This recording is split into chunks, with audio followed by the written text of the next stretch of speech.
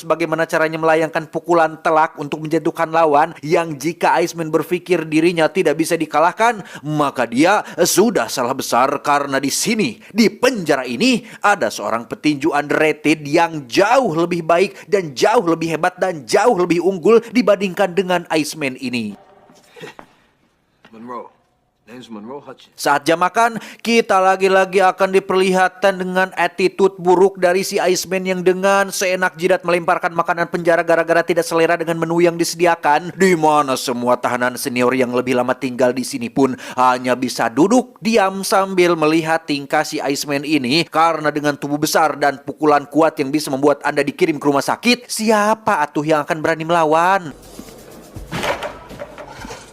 Dan ya, untuk pertama kalinya Iceman dengan begitu arogannya menghampiri Monroe yang sedang tenang-tenang mengantri makanan, ujug-ujug menamparnya tidak pugu-pugu hingga menimbulkan sedikit kericuhan.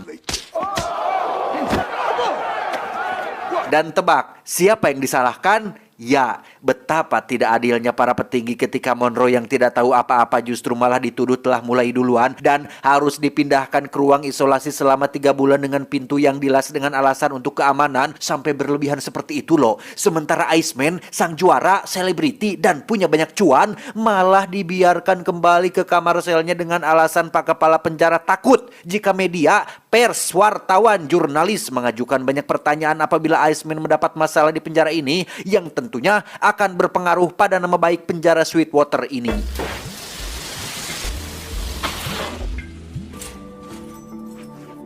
Saat jam istirahat di lapangan, Iceman terlihat sedang duduk bersama teman sekamarnya dan diberitahu tentang salah satu tahanan bernama Redback yang sering merasa jika dirinya adalah manajernya Monroe Hutchins di penjara ini. Sehingga Iceman yang masih gergetan terhadap Monroe pun iseng melempar Redback dengan batu kecil, lantas memintanya untuk melayangkan satu pukulan gratis agar terlihat keren di depan semua tahanan. Dan tiba-tiba...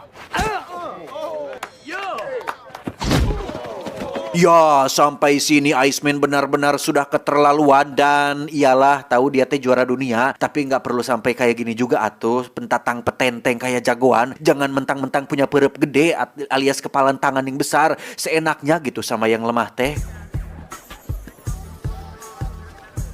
Bertolak belakang dengan sifat Iceman, Monroe justru adalah sosok petinju amatir yang memiliki karakter tenang dan sabar. Hal itu dibuktikan ketika dirinya mengembangkan hobi uniknya yaitu merangkai tusuk gigi untuk menjaga pikirnya tetap stabil dan tidak mudah amek-amekan dan mudah stres.